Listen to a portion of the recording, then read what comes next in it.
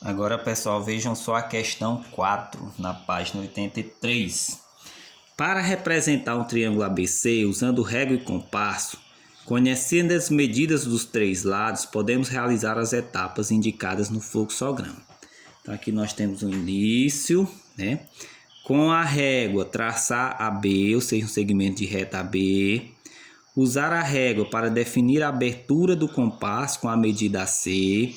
Fixar a ponta seca do compasso em A e C e traçar um arco. Usar a régua para definir a abertura do compasso com a medida BC.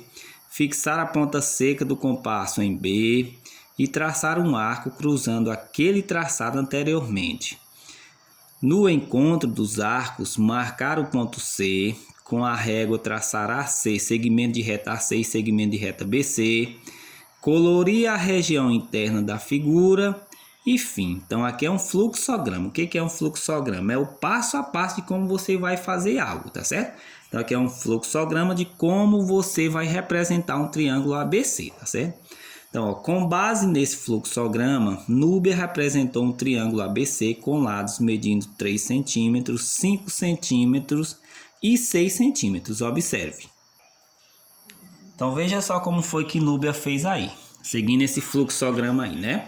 Tem aqui as figuras. Pegou uma régua, mediu 5 cm, depois pegou aqui o compasso e foi desenhando o segmento AB, em seguida desenhou o outro segmento, né? E mediu aqui na régua. E no final tá aqui o triângulo.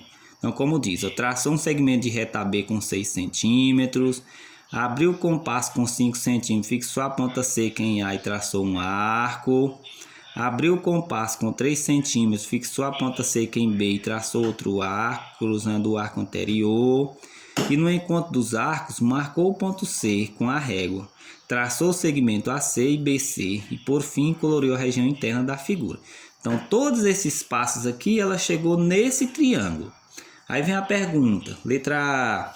Qual é o perímetro do triângulo representado por Núbia?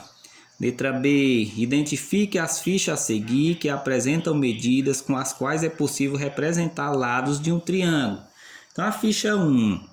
4, 3 e 7. Será que nós podemos formar um triângulo com essas medidas? Ficha 2, 2, 6 e 3. Ficha 3, 9, 5 e 6. Ficha 4, 6, 8 e 10. Ficha 5, 4, 4 e 5. Ficha 6, 2, 7 e 2. E letra C, escolha uma das fichas que você indicou no item anterior e usando o régua e compasso, representa o triângulo correspondente no caderno.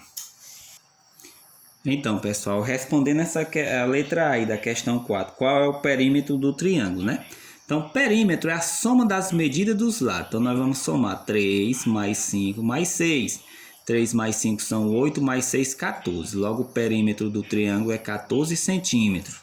Aí na letra B, pergunta, identifica as fichas a seguir que apresentam medidas com as quais é possível representar lados de um triângulo. Então, vamos analisar ficha por ficha. Olha só a ficha 1. 4 mais 3 igual a 7. E 7 é igual a 7. Então, nós olhamos a ficha aí, somamos os valores menores, que no caso é 4 e 3. Para ser lados de um triângulo, a soma desses valores menores tem que ser maior do que o valor maior, aqui no caso 7. Então, 4 mais 3 é 7. E 7 não é maior do que 7. Logo, a ficha 1 não representa triângulo, tá certo? Os lados de um triângulo. Olha só a ficha 2. 2 mais 3 igual a 5. 5 é menor que 6. No caso, teria que ser maior. Também não representa. Ficha 6. 3, no caso. 5 mais 6 igual a 11. E 11 é maior que 9. Então, a ficha 3 representa os lados de um triângulo. Porque 11 é maior do que 9 aqui, que é o maior valor. Ficha 4, 6 mais 8 igual a 14. 14 é maior do que 10. Também representa os lados de um triângulo. Ficha 5. 4 mais 4 igual a 8. E 8 é maior do que 5. Também representa. E ficha 6. 2 mais 2 igual a 4. E 4 é menor do que 7. No caso, a ficha 7 não representa lados de um triângulo. Então, logo é possível construir um triângulo com as fichas 3, 4 e 5. Em que a medida do maior lado é menor que a soma das medidas dos outros dois lados, como eu estava explicando aí, tá certo?